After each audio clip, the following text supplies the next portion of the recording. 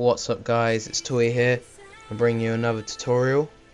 I want to thank Void for that really nice new intro. I'll put his link in the description. I hope you sub him. Basically, the tutorial I'll be doing today is render settings in both Sony Vegas and After Effects. I'm also going to be showing you like different types of rendering and how I work between the two programs. Now the first type of render I'm going to be showing you is like how to render just single clips to send to editors. Well, this is the settings that I preferably want if anyone sent clips to me, so let's get started. So go into Sony Vegas and click the project video properties. It's just in the top corner of the preview box. You want to copy down these settings: height 1280 by 720, width 1280 by 720, height 720, pixel aspect ratio 1.000 square, frame rate, now this is really important, 59.94. Not 60, not 29.97. 59.94 is definitely the best to use. Make sure this is off because you don't need that. Pixel format 32-bit floating point full range. Composition gamma 1 linear. Full resolution rendering quality best. Motion blur type Gaussian. Deinterlace method blend fields. Also tick adjust source media to better match project or render settings, and also make sure you tick this so you always have these settings when you start your Sony Vegas. And the next thing you should do is right click the clip, go into switches and tick disabled resample. That's really annoying because it removes ghosting, which is really annoying to edit with, and it also makes the video very bad. Now click the render button, and you need to go onto main concept MP4. That's the best format to render in for clips.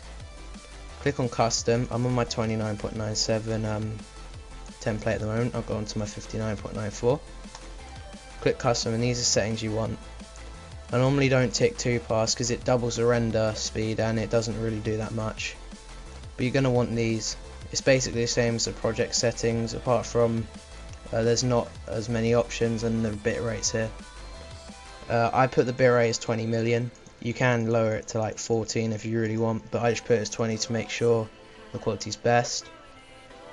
And audio, I just keep it the same as what it normally is. Default is fine, doesn't really make much of a difference. And just put video rendering quality as best on the project tab. And obviously select where you want to put the file and render it, but I'm not going to render it now because I'm recording this tutorial. So next thing I'm going to do is show you how to render like big editing projects in After Effects. So I'll see you over in After Effects. Now that I'm in After Effects, I'm going to be showing you how to render out big projects such as this. As you can see, it's a very big project, but my settings are pretty simple. I just go into composition, add to render queue. I already have that there by accident, but here I keep the settings lossless, but I just tick it and just tick audio output because you want to have audio on editing project, I'm guessing. And I click best settings and I change the frame rate to 29.97 because YouTube doesn't actually support like 59.94 frame rate on their videos. It does compress it, so there'd be no point in rendering it as that. It'd just double the speed and no difference would be made. So you just save it where you want. I'll just save it here and just press render. Obviously I'm not going to do that because it's a really big project, it will take hours.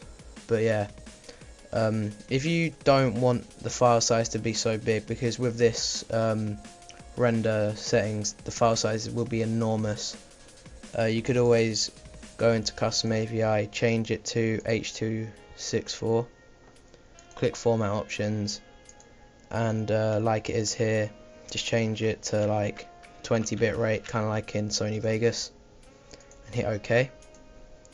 That would change the file size down so it's really small, so you don't have to do the next bit. It does reduce the quality but quite a bit though. So now I'm going to go back into Sony Vegas and show you what I do to the composition afterwards. now that I'm back in Sony Vegas, I'm going to show you what I do to the edit. I do this mainly to just reduce the file size, because you're not going to be uploading a huge file to YouTube, because it will take ages. So I'm just going to drag the project in,